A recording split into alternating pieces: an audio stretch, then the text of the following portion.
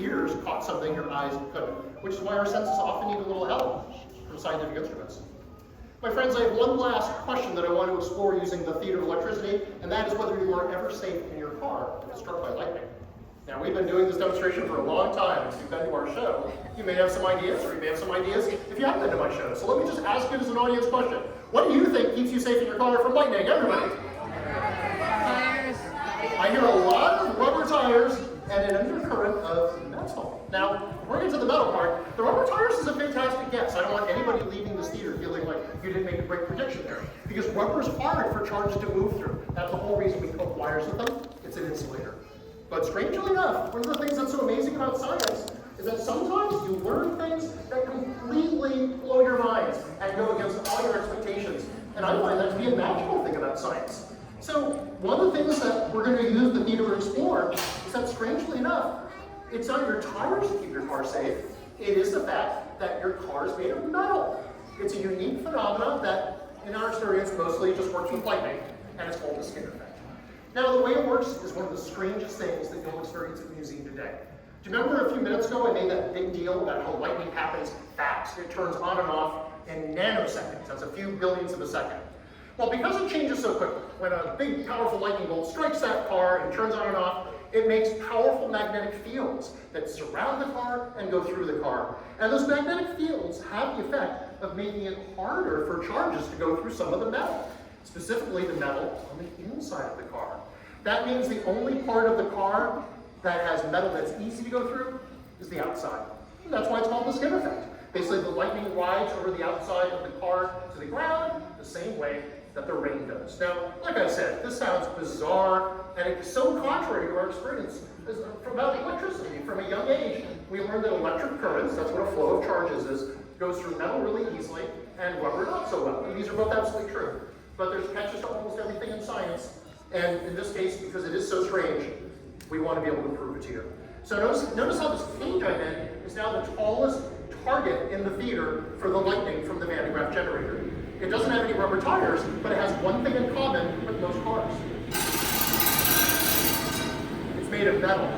So even though it doesn't look like a car, I can use it to model a car as I strike the cage with lightning and hopefully live.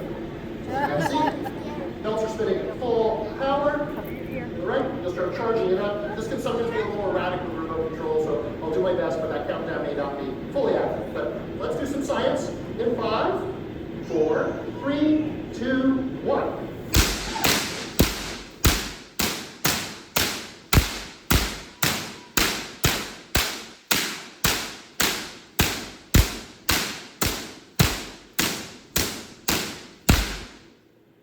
So far, so good. The lightning's clearly not turning in here with me.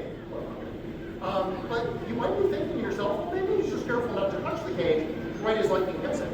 I don't mind that skepticism at all. Skepticism is a healthy part of science. Science just challenge each other all the time. But it's not quite that simple. What keeps me safe is that when the lightning strikes the cage and travels down its piston to the ground, it's only going down its outermost part of the metal, not the inside of the same metal, and the holes don't matter. And I can only think of one way to prove to you that when the lightning's out here, it's not in here at the same time. 5, 4, 3, 2, 1.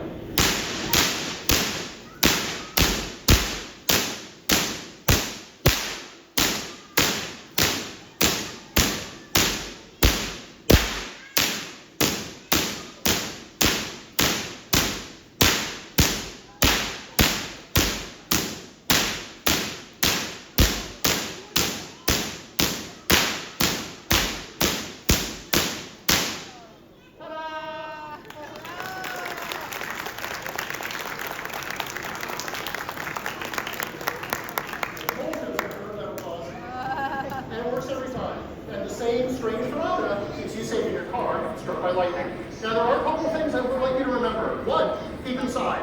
In case you're curious, any educator who does something sloppy like that and is touching the outside part as lightning strikes the cage, some of the lightning does go up their arm and it feels awful. So keep your hands in the car with the windows closed.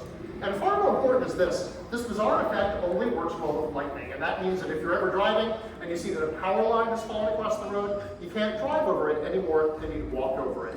Now, if you're curious about why that is, just chat with me after the show. Basically, avoid power lines no matter how you are traveling, because those are monstrously strong currents as well. Now, I have one last thing to do for you, and that's to make my symphony of sparks. So I have to wait until my page touches down. It's being a little slower than usual, so hurry up. All right, but as soon as it touches down, I'll get out and go to the console. Now, the finale will